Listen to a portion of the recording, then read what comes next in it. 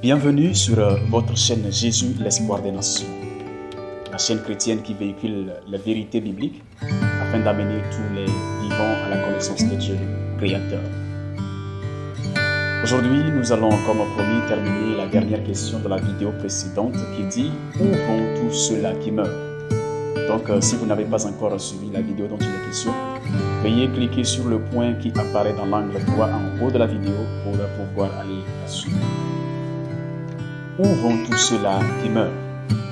C'est une question à laquelle tout le monde aimerait avoir une réponse. C'est pourquoi dans cette vidéo, nous allons vous donner une idée sur comment les réponses peuvent varier selon les cultures, les religions et certaines croyances individuelles. En ce qui concerne la vie après la mort, certains croient en un état intermédiaire après la mort appelé le purgatoire, qui est un lieu où les âmes qui ont des péchés non pardonnés peuvent être purifiés avant d'entrer au ciel. À cet effet, selon cette croyance, les prières des vivants peuvent aider à accélérer le processus de purification de ces âmes au purgatoire pour leur entrée au ciel. Pour d'autres, ils croient en la réincarnation, où l'âme est réincarnée dans un autre corps après la mort. Et ce qui constitue la force du processus de la réincarnation, selon eux, ce sont les bonnes actions. Ces bonnes actions peuvent améliorer les chances du mort de renaître dans une autre vie meilleure, tandis que les mauvaises actions peuvent réduire ces chances et même le conduire à renaître dans une vie de souffrance. Selon d'autres croyances aussi, lorsqu'une personne meurt, son âme est séparée de son corps et commence un voyage vers un lieu de jugement où les âmes seront réunies avec leur corps et seront jugées sur la base de leurs actions menées au cours de leur vie.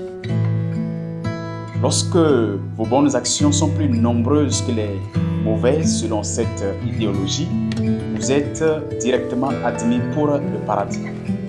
Dans le cas contraire, vous êtes destiné à l'enfer.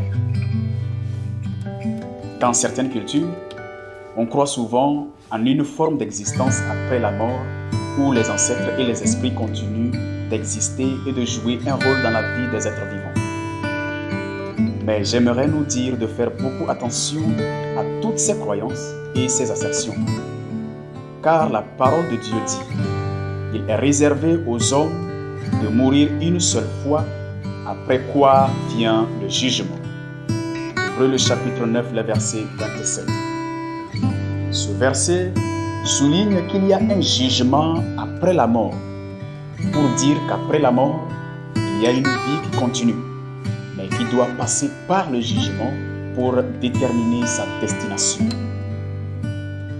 Dieu nous dit ici que c'est une seule fois qu'il est réservé à l'homme de mourir, après quoi vient le jugement, pour dire qu'il n'y a ni de réincarnation de l'homme après la mort, ni de purgatoire, où les âmes vont rester pour être sanctifiées afin de pouvoir aller au paradis.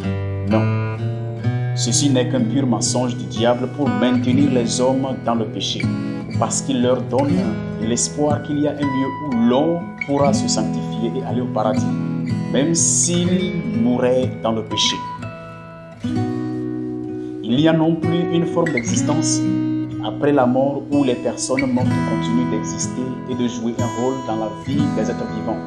Ça, c'est archi faux. Ce sont les esprits diaboliques qui prennent la forme et l'image des personnes décédées pour interagir avec les vivants dans le but d'amener les hommes à mettre leur croyance dans les soi-disant ancêtres et oublier Dieu.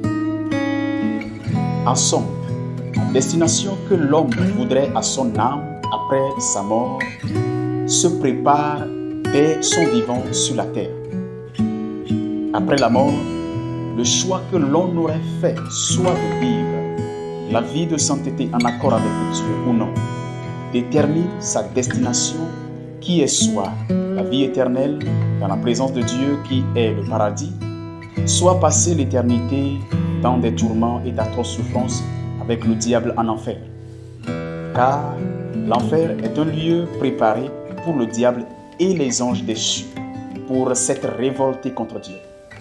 C'est pourquoi quiconque refuse de donner sa vie à Dieu et continue à pratiquer le péché se lève contre Dieu et subira la même sentence que le diable et ses anges. Pour dire que ce qui attend l'homme après la mort, c'est soit la vie éternelle ou l'enfer. Les autres idéologies qui soutiennent autre chose que l'enfer et le paradis n'est qu'un mensonge du diable.